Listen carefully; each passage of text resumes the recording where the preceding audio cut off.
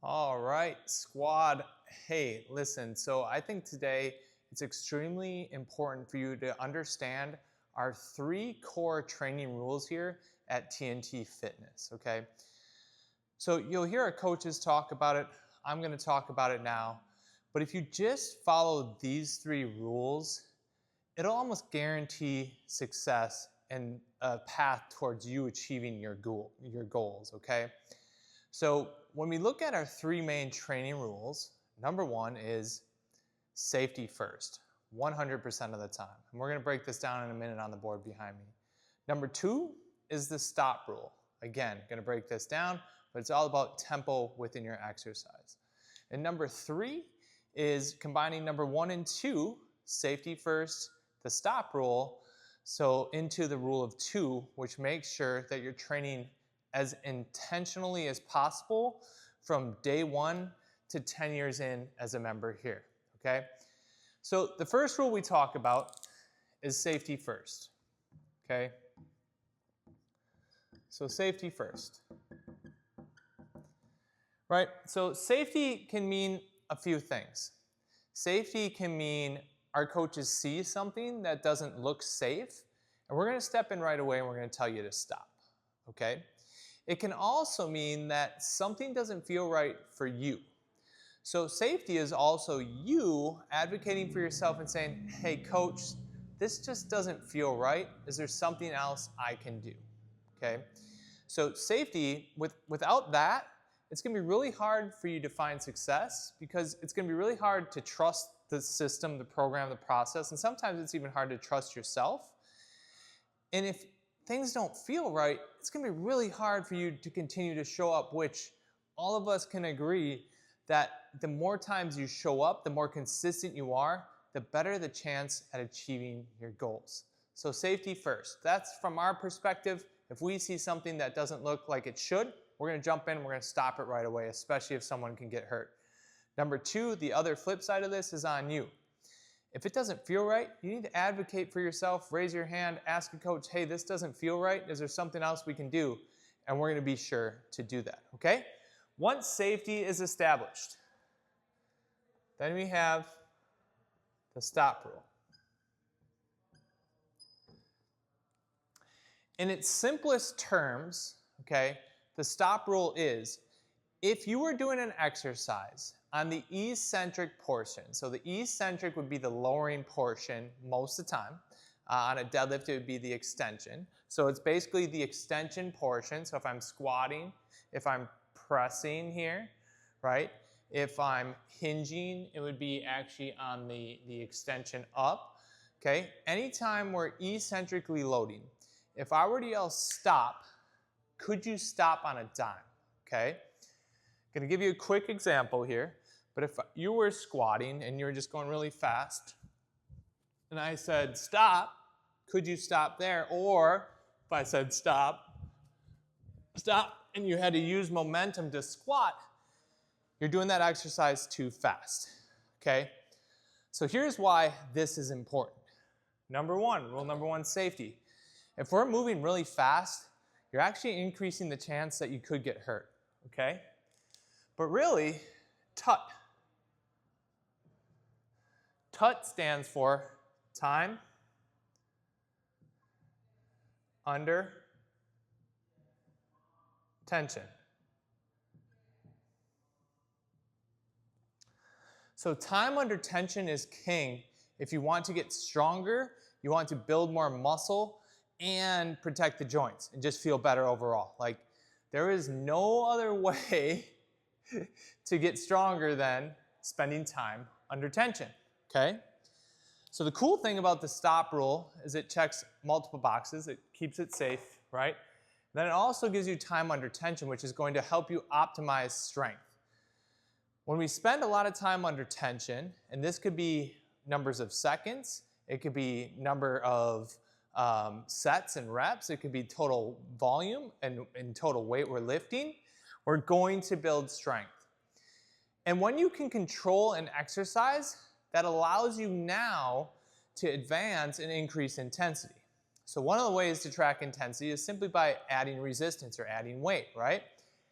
And these 2 rules they give you the permission to add more load, right? Load here at TNT Fitness, it's earned. We don't just like walk in day one and throw crazy amounts of load onto your body, okay? That's a very fast track way to getting hurt and leaving your first day and never coming back. Not the goal of this program. It shouldn't be the goal of any program out there, okay? So when we're safety and we spend time under tension and we implement the stop rule, that makes sure that we're following proper form, proper mechanics, and our coaches will be progressing and regressing you accordingly based on your current abilities to continue to ascend towards your goals.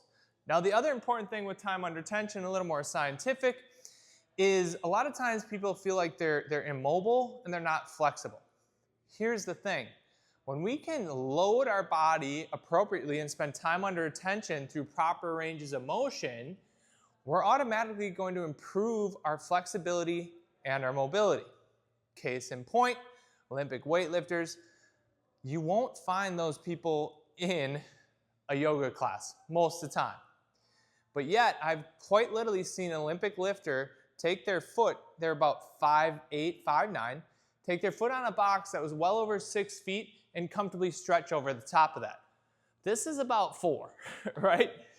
And it was like an aha moment because this person was not doing crazy amounts of stretching. Instead, he was taking crazy amounts of load all the way up, catching here, all the way down for really crazy amounts of weight, and now he was improving his mobility and his flexibility. So it's a win-win, okay? Now let's talk about earning the right to load. Number 3, the third training rule. Now I recognize you can't really see this, but it's gonna be awesome. I'll do a zoom in of the board here in a second. This would be the rule of 2. So there's many ways to measure intensity. There's RPE, which is called the rating of perceived exertion. You can actually use like heart rate straps and it'll tell you like if you're working within the proper ranges. There's RIR, which is reps in reserve.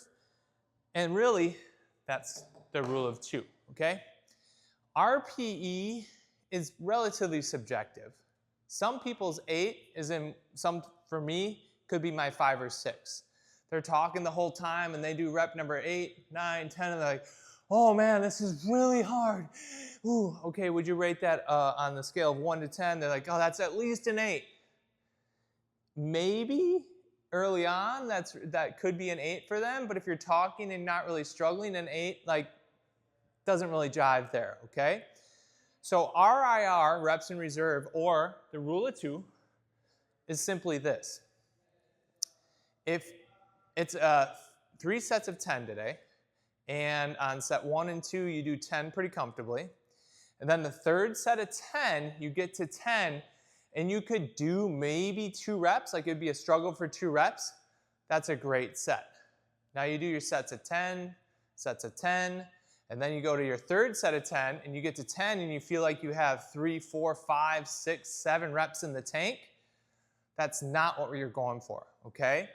So if it's safe, if we can spend time under tension, working the stop rule, coach drops the stop, they all have permission to drop stop once we send this video, then we want to work within the rule of 2. This ensures that when we're in our strength sets and doing our strength movement patterns, that you're lifting heavy enough to continue to get progressive overload, okay? Progressive overload is what is necessary to continue to build muscle and burn fat. Okay, so if we stay at a common weight for forever, that might have worked well for you your first day, first week, first month. But if we stay there for forever, it's going to stump our gains and we're going to get stuck with where we're at. A lot of times, people just don't train hard enough, right? Now, your coaches, they're going to be here to help you train at the proper intensities. But there also needs to be some autonomy in your brain to go, hey, like, I'm definitely able to stop under here, the stop rule, but I'm not staying within the rule of 2. So I need to push myself a little bit more. In group fitness class, this is a little less structure. We're not capturing as much data. So even more important there, if you do your second set and you're like, this was way too easy and there's 3 sets, it's important to move yourself up a little heavier to challenge yourself. Then maybe make a note of where you finished so that next week the rule of 2 gets a little closer. In group training, or in small group training, private training, it's going to be easier because we're documenting the weights we're using.